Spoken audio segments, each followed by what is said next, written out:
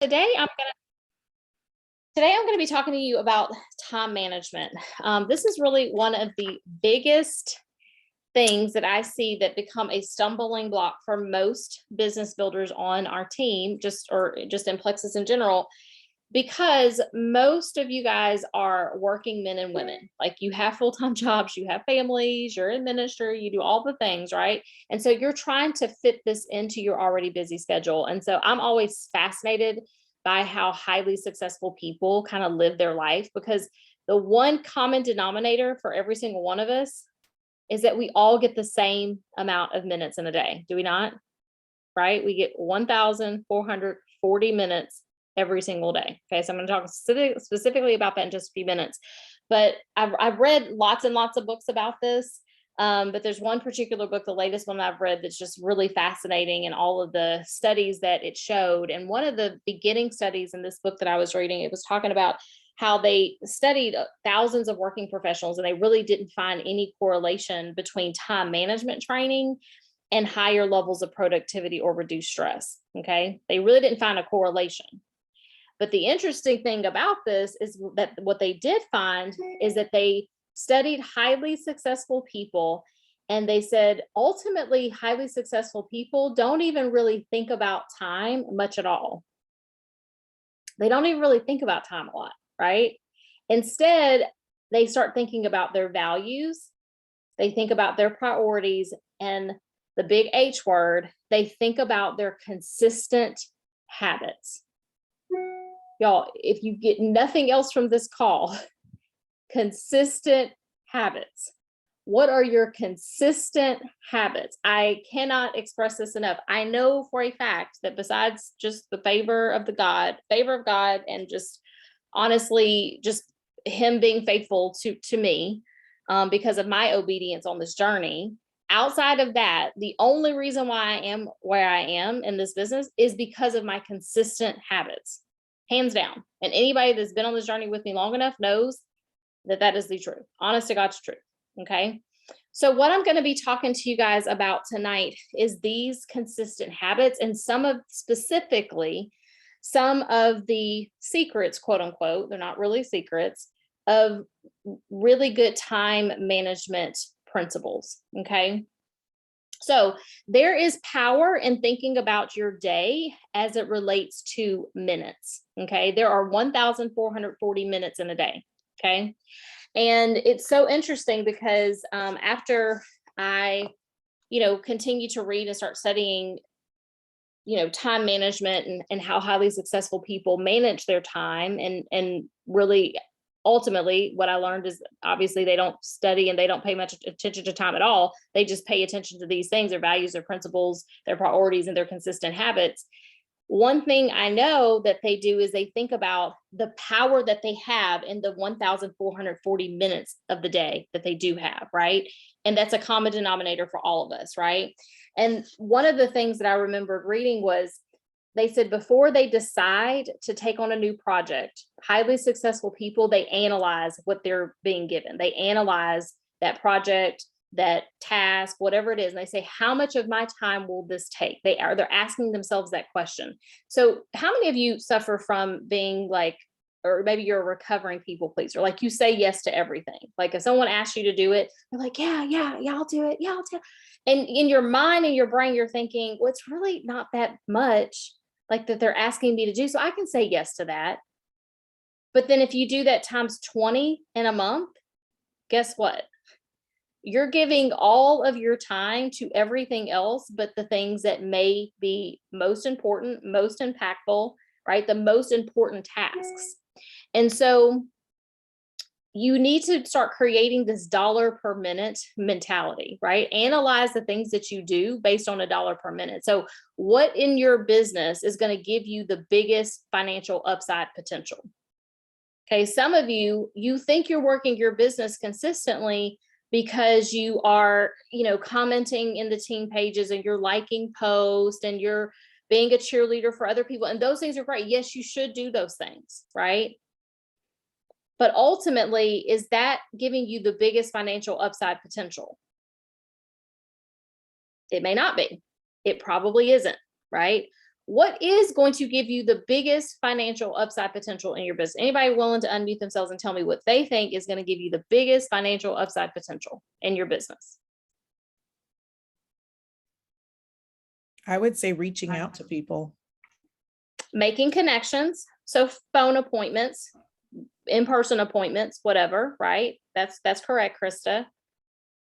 And then pouring into people on your team to create duplication and leadership.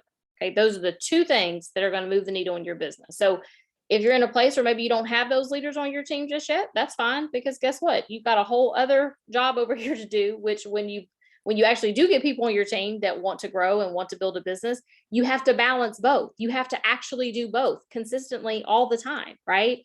But at the end of the day, regardless if you have a team of people that are working or not, there's 323 million people in the United States, not even the world, in the United States. So you got this big, huge net that you're casting, this wide net every single day, and you have to make a decision. Okay, how big of a net am I willing to cast, in making the connections, the appropriate connections daily? One thing someone told me when I first started my business was, if your calendar is not full of appointments, you don't have a business, right? So every single day, my calendar is full of, I'm meeting with this person, I'm following up with this person. Every single day, I have a full calendar of different things that I'm doing to make connections with people. Some of those people happen to be brand new people. Some of those people happen to be existing team members. Some of those people happen to be just friends that I want to continue to connect with, because maybe I want to cast the vision to them at some point, but maybe I'm not right now, so that is really what you need to be doing, is creating this dollar per minute analysis of your time, right?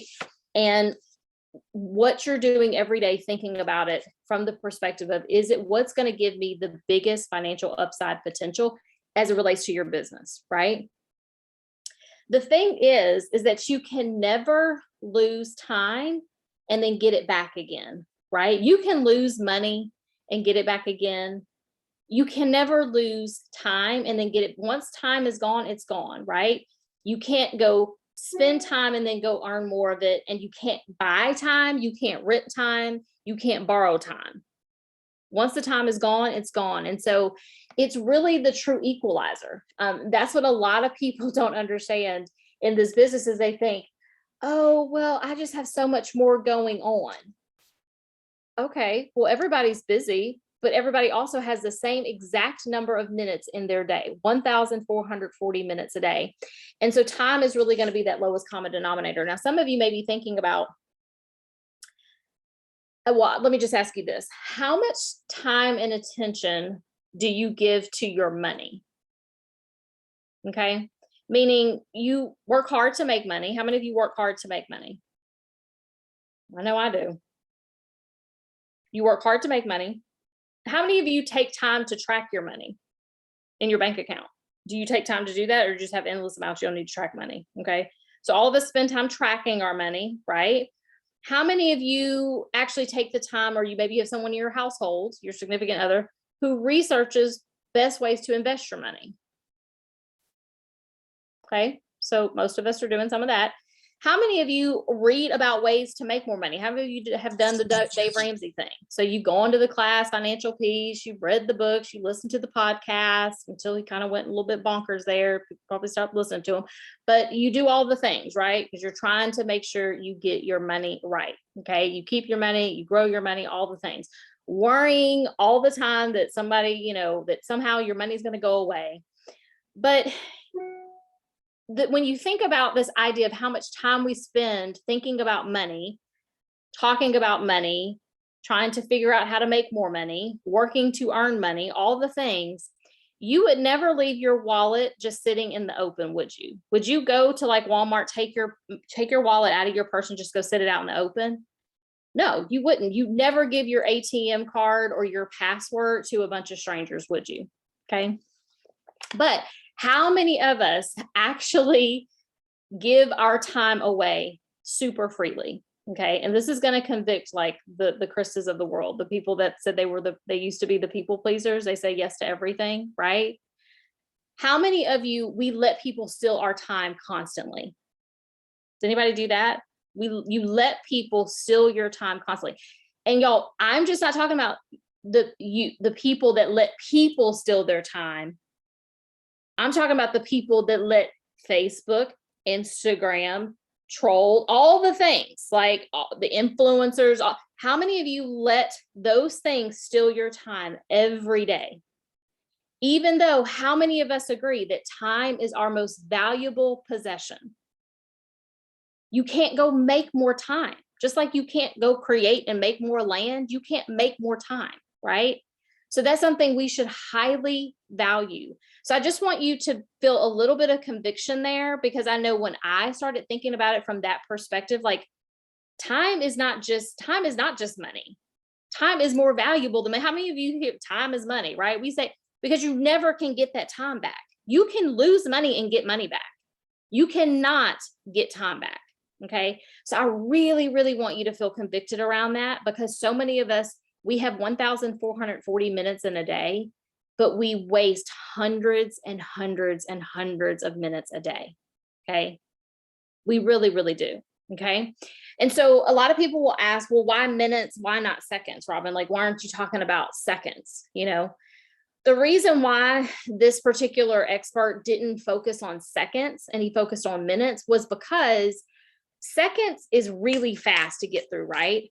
But when you think about your time being 1,440 minutes, you can actually start thinking about the things that take 1 minute. I'm just going to give you an example. Okay. You could do 30 sit-ups maybe in a minute.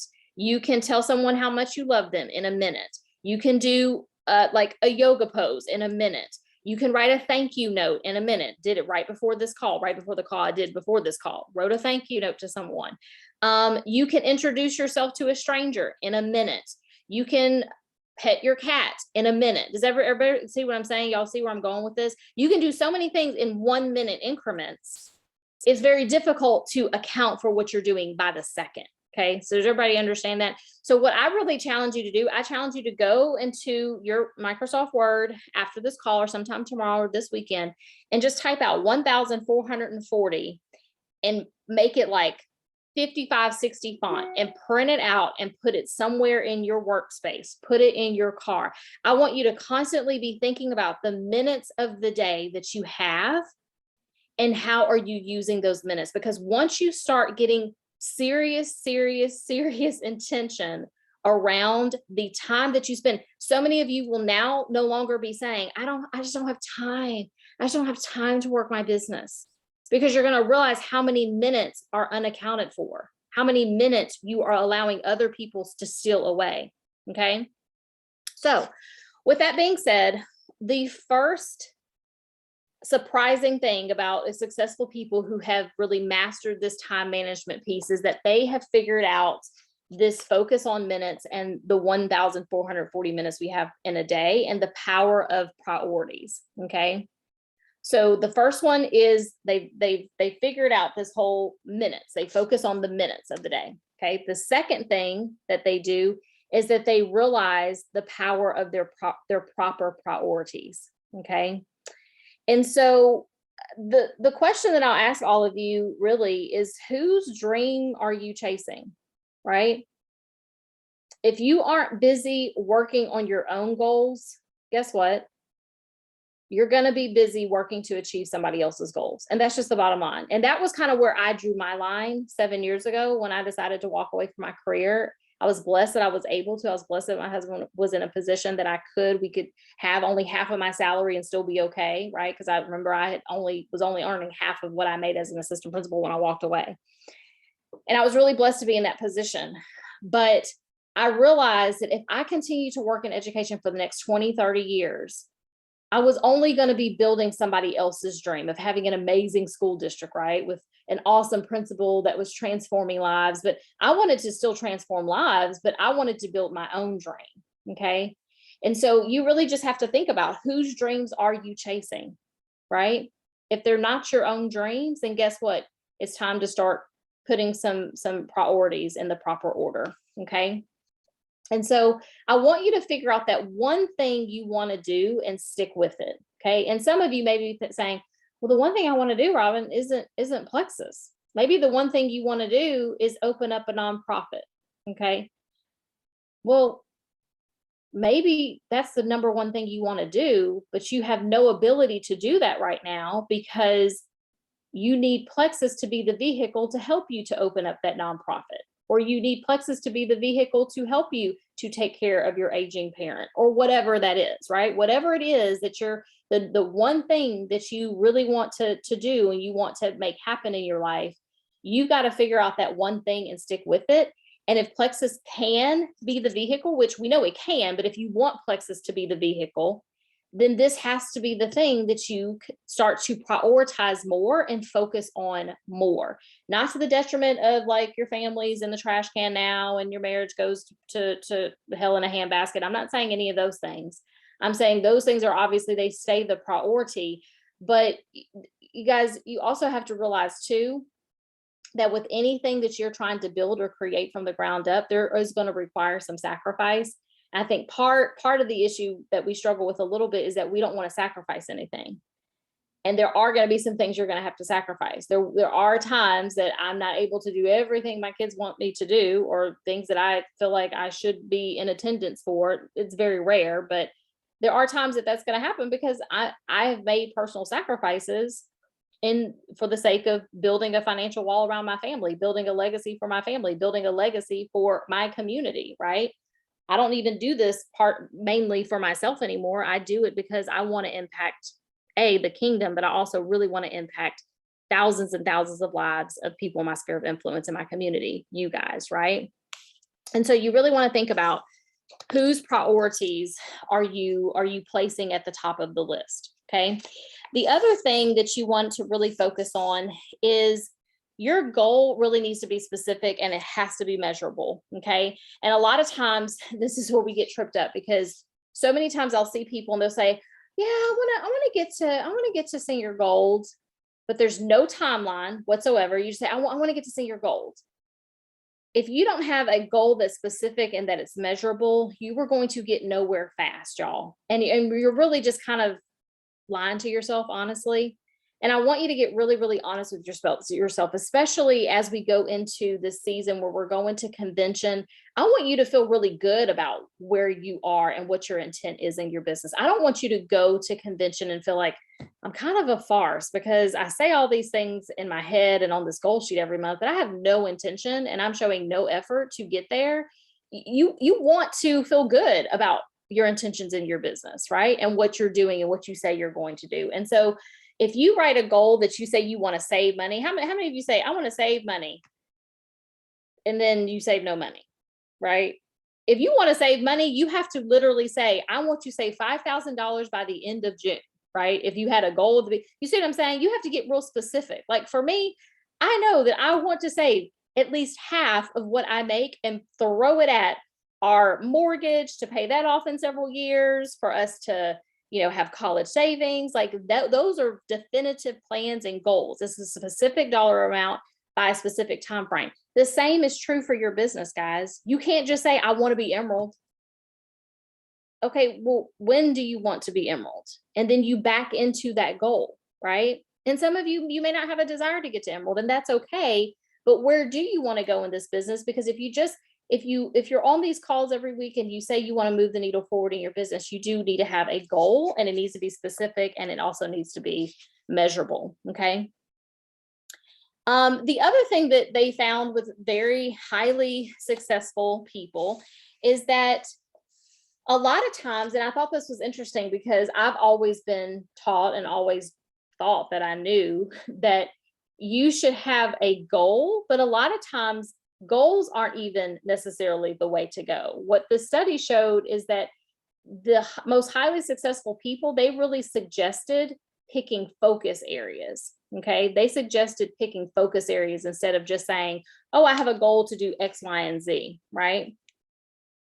I'm going to read this because it's really, really impactful. It says, one of the saddest mistakes in time management is the propensity of people to spend the 2 most productive hours of their day on things that don't require high cognitive capacity, like social media, right? If we could salvage those precious hours in the beginning of our day, which most of us are most productive at the beginning of our day, most of us would be much more successful in accomplishing what we really want. And so how many of you have found, this is so significant to me personally, because I used to be so guilty of doing this. So I'm kind of getting ahead of myself, but the third thing that highly successful people don't do is they don't use to-do lists. I used to be the queen of to-do lists, y'all. The queen. Before I started time blocking, I used to be the queen of to-do list. Why? I just want y'all to popcorn out. Why do you think to-do lists aren't impactful for a highly successful person? Just give me a guess. Because it doesn't They never prioritize do. things. What'd you say, Kathy? It doesn't give things a priority based on importance. Everything has the same weight. Exactly. And so how many of you make a laundry list of things you need to do? I'm guilty. But hopefully I'm not the only one. Anybody they just love making their list. They love checking their stuff off, right? That used to be me. But what they saw with highly successful people is they don't make just to-do lists. I'm gonna break that down in just a minute, because I'm kind of getting ahead of myself, because that's really number 3, is that highly successful people don't use to-do lists. But I do want to finish this whole talk about the most important task. I want to go back to that just for a minute before we go to number 3. The most important task is what you really want to focus on. And what most people do, they start their day. The mistake that most people make is they take the most productive hours of their day, which is usually in the beginning of their day, and they don't do the most important thing, because the most important thing is usually the thing you really don't want to do, right? It's usually something that you're dreading having to do. The most important task is usually not the fun thing, like reaching out, like following up, right? And so you put that off. And so you're like, in order for you to feel productive at the beginning of your day, guess what you do? You start doing all this stuff that's the easy to do things, right? But it's not the most important tasks, which leads us to what Kathy was saying, right? If I'm a to-do list person and I'm not a schedule person, those are two different things, and I'm gonna break that down in just a second. Okay, hold on just a second. I'm gonna see what Jacqueline's saying. Says most important task is what I want to yep. I love that you said that, Jack. You said the most important task is what I want to focus on, right? What you desire to focus on. And so you're taking the most productive hours of your day and you're focusing on what you deem is important, but it doesn't necessarily mean it's the most important thing. It may be the most urgent thing, but the most urgent thing doesn't necessarily mean it's the most important thing. And so you want to invest the first part of your day really working on your number 1 priority. That's what you have to do. So put everything aside, think about it. Y'all, right now I'm talking about as it relates to your business. Obviously, I know you have the most important task for your job, the most important task for your 9 to 5 or whatever, most important task for your family. When I'm talking, that's the caveat. I'm always talking on this call about time management as it relates to your Plexus business.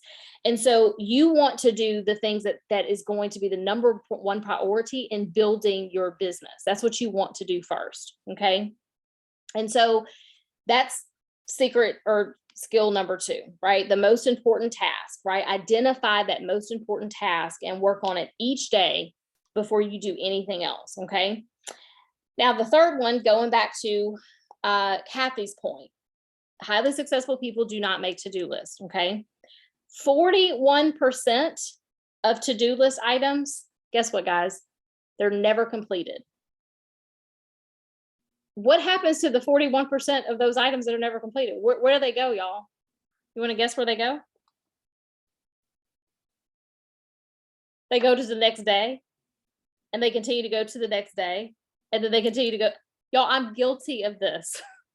like you literally, and then the crazy thing is the next day never happens, because exactly, it's this procrastination bin, because you're like, okay, and how many of us have a to-do list and we don't do the thing that's most important, so that thing goes to the next day, and then you look up and it's Friday and you're like, I've reached out to no one this entire week because I kept saying I was going to reach out to people the next day, and then I put it the next day, and then I put it the next.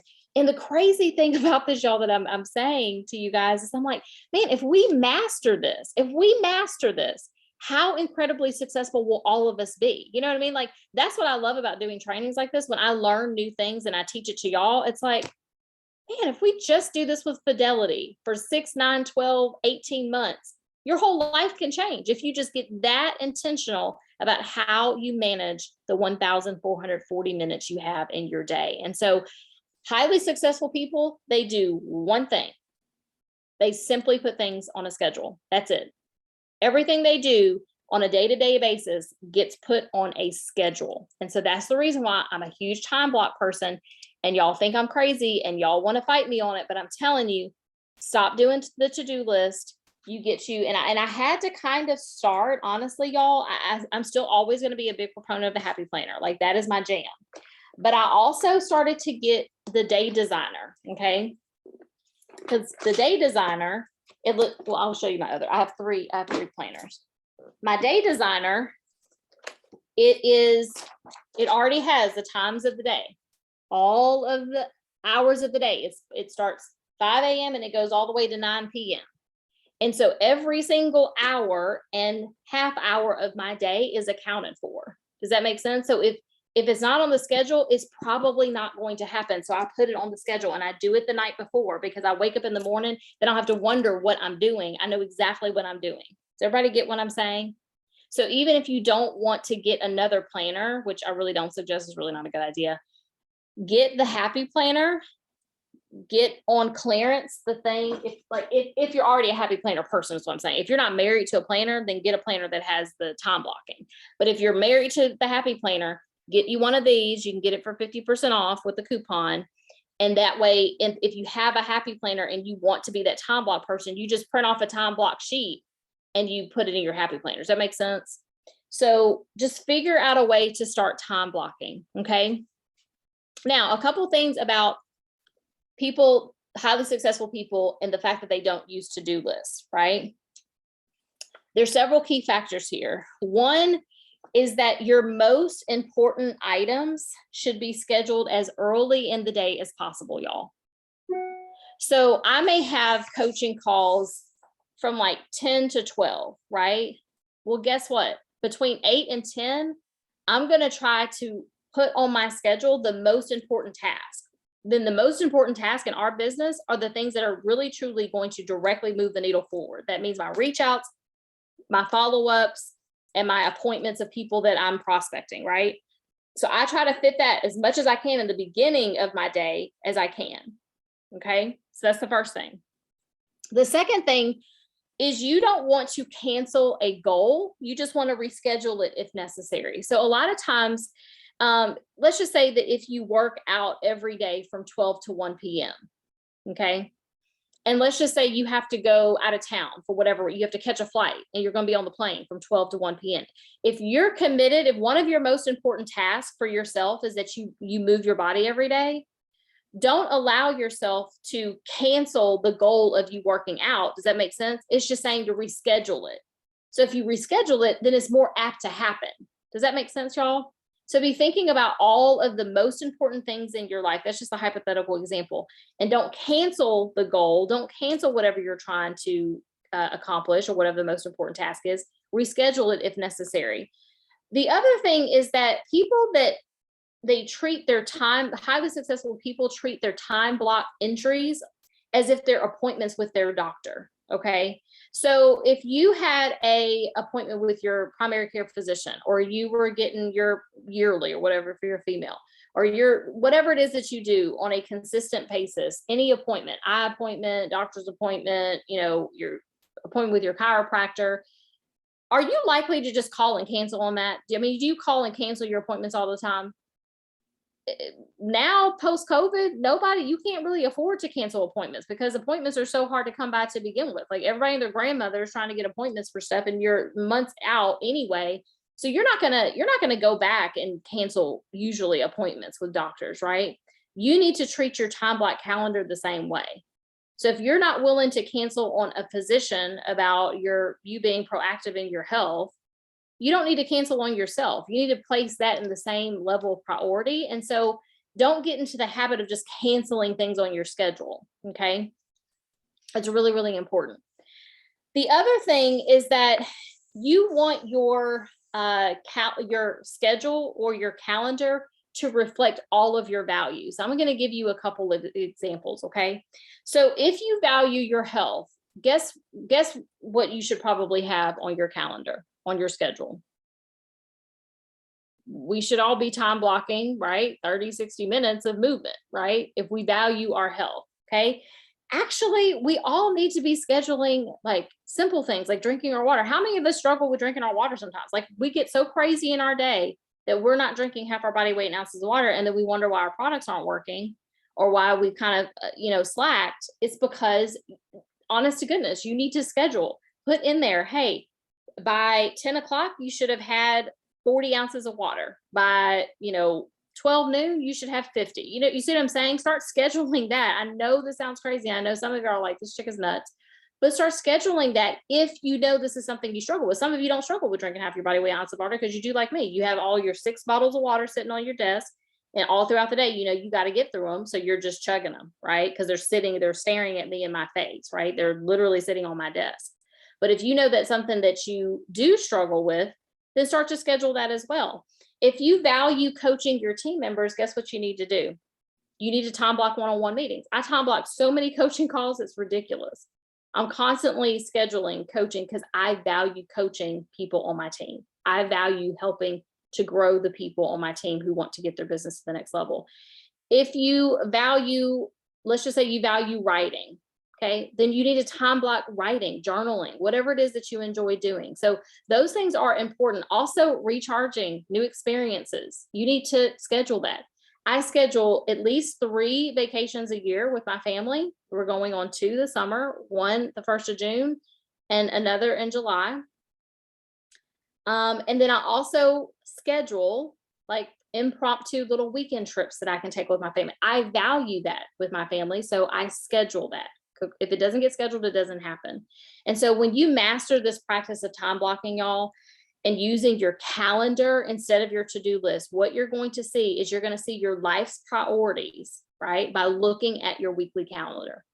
So I really want to challenge you guys to audit that.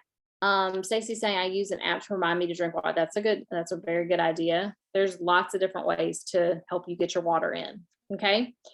Now, the 4th, and I think the final one that I'm going to be able to get through tonight, is this procrastination cures. How many of you are consummate procrastinators? You put things off. Anybody put a lot of things off? They know they shouldn't, but they just do. It's just what they do. Okay. Now, your future self, y'all, cannot be trusted.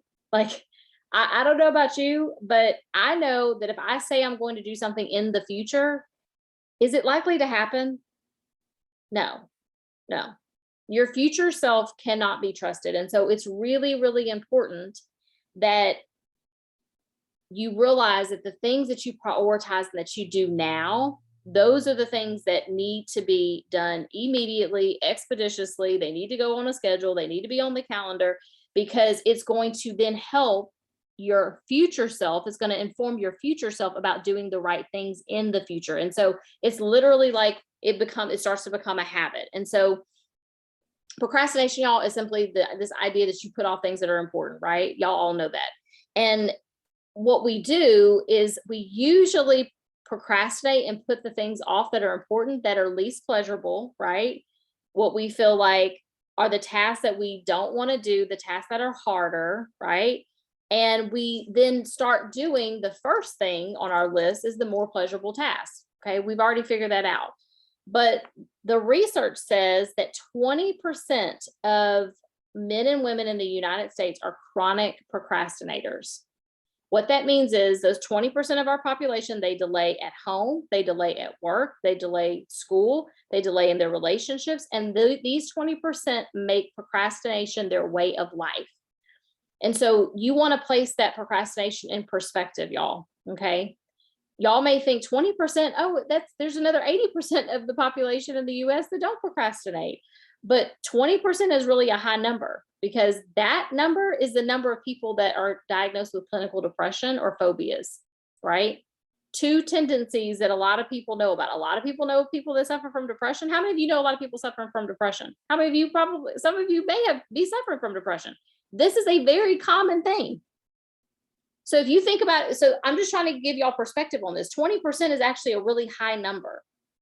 It's a large number of people that struggle with procrastination because it's the same number of people that struggle with depression and different types of phobias. And so you don't procrastinate because you're lazy, though. A lot of people, they make procrastination and laziness synonymous. But people procrastinate for different reasons. Two of the main reasons that people procrastinate is, one, you're lacking the motivation, right? You just lack motivation. That doesn't mean you're lazy. You just lack motivation.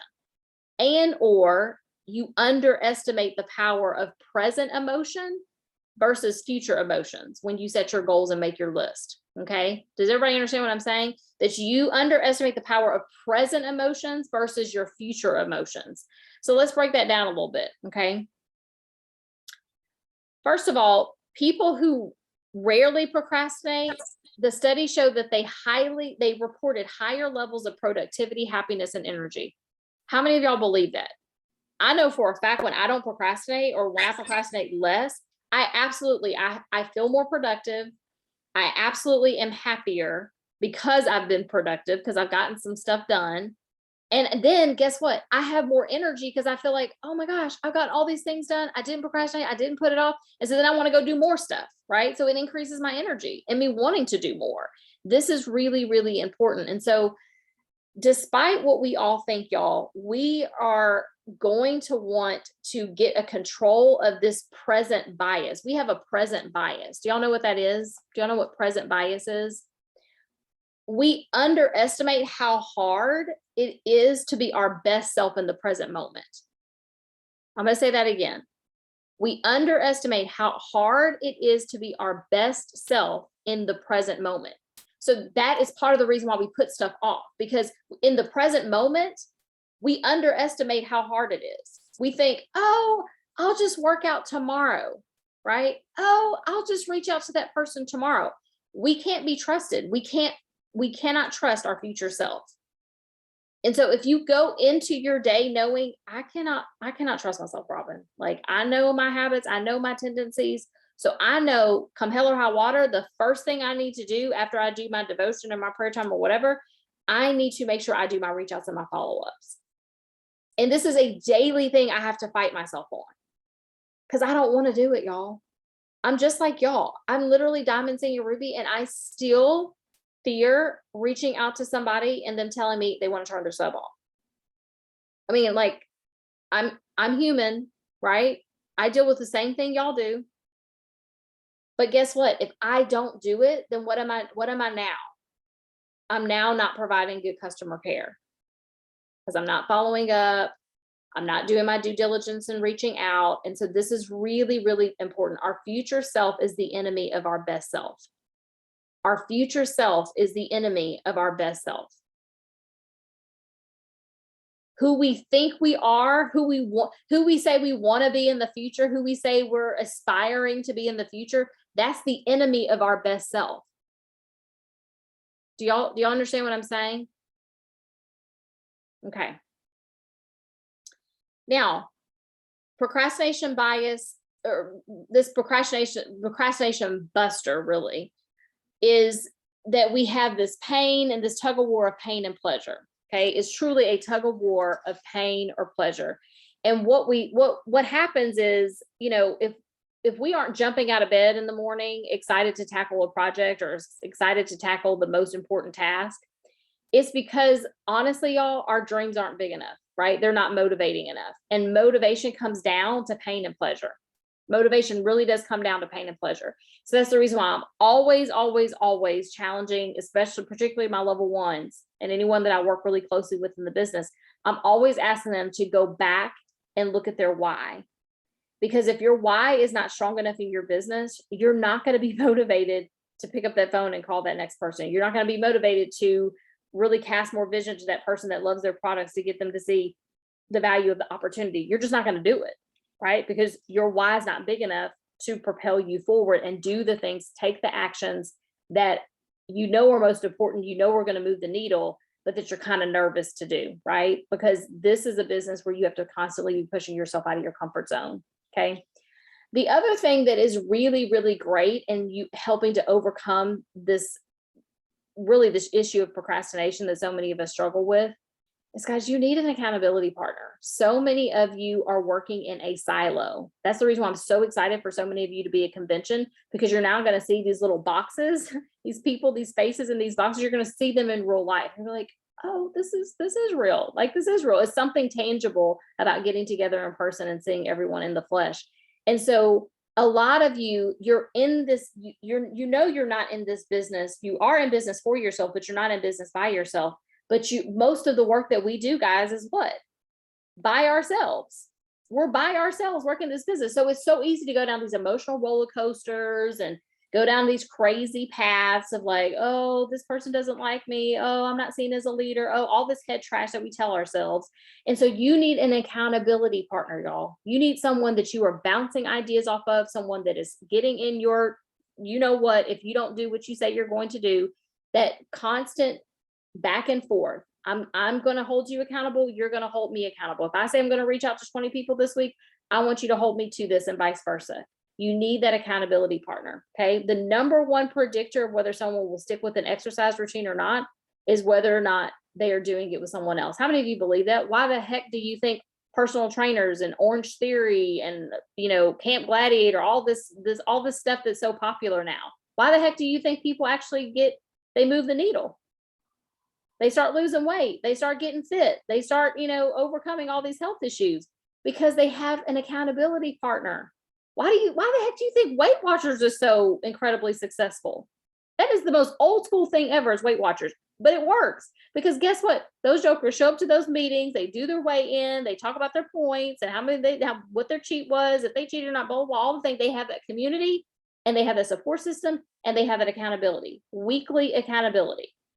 It may sound super antiquated. It really kind of is, but it actually works. Why? Because it's accountability. So those are things you really, really need to be thinking about. If you do not have an accountability partner, it is imperative for you to make it a point in June, if you are at in-person convention, to find someone that you can connect with and y'all hold each other accountable, become accountability partners. If you're not going to in-person convention, you can start looking at these calls and be like, who's consistently hopping on these calls? I'm going to friend some of these folks on Facebook. I'm going to start connecting with some of these people, and I'm going to find someone that's a good fit for me in my business that I want to lock arms with. They don't even have to be on your team. If you find somebody that you meet in the elevator or you meet at a restaurant in Columbus, become an accountability partner with somebody outside of this team, right? But there's hundreds and hundreds of people on our team that you can become accountability partners with, okay? The other thing is that in order, and then we just have like 1 or 2 minutes left. One of the biggest things as well for you to really kind of get over this idea of procrastination, and really if you struggle with procrastination, is you want to just be, right? You just want to be, okay? We all work really hard to stay consistent with who we think we are, okay? We all work really, really hard to stay consistent, to be consistent with who we think we are. And so just be that person. Okay.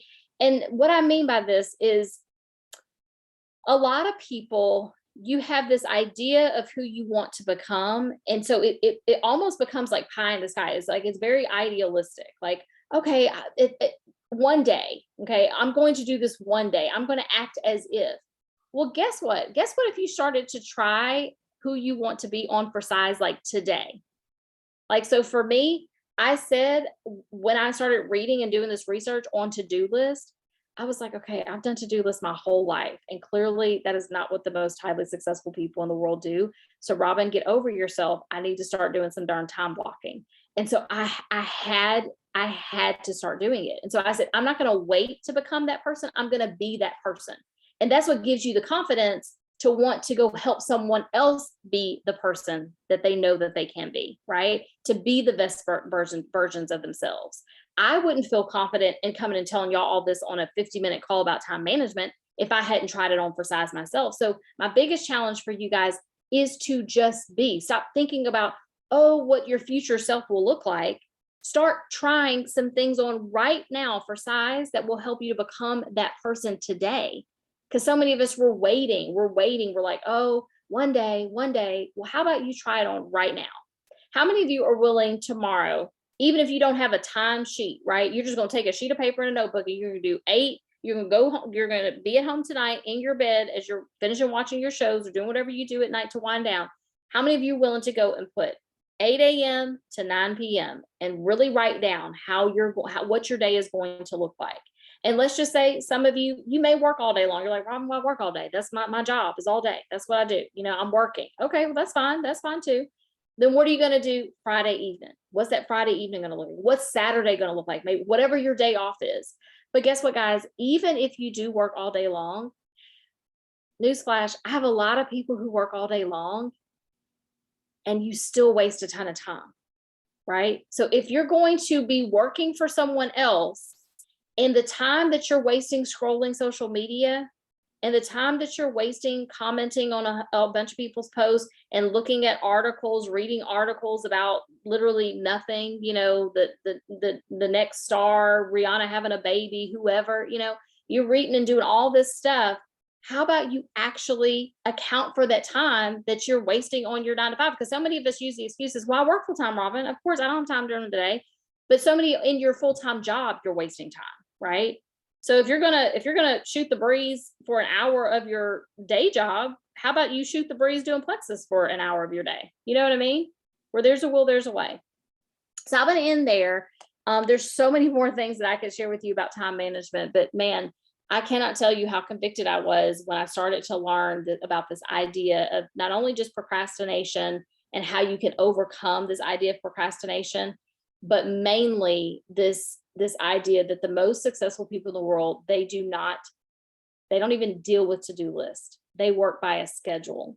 And so I know it feels weird. I know you're gonna feel like, man, I'm not that important of a person for me to schedule time to talk to somebody. No, that's exactly what we all need to be doing, right? We all need to be scheduling our time when we're gonna chat with someone on the phone, when we're gonna go do whatever we need to do, when we are going to reach out to someone. We need to be accounting for that time. Okay.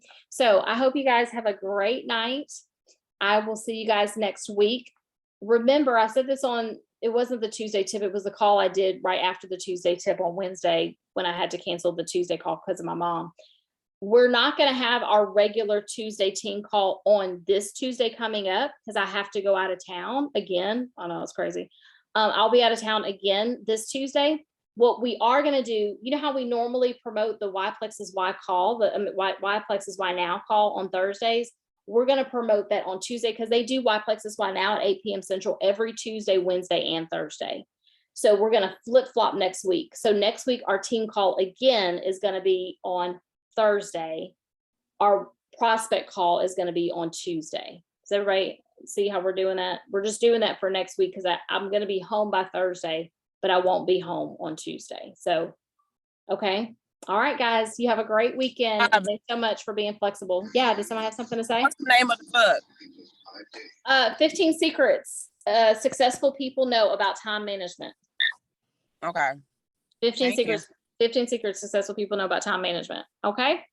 Good night. All right, guys. Good night. Good night. Good Robin. night. Thank you. Thank you, Thank Robin. you.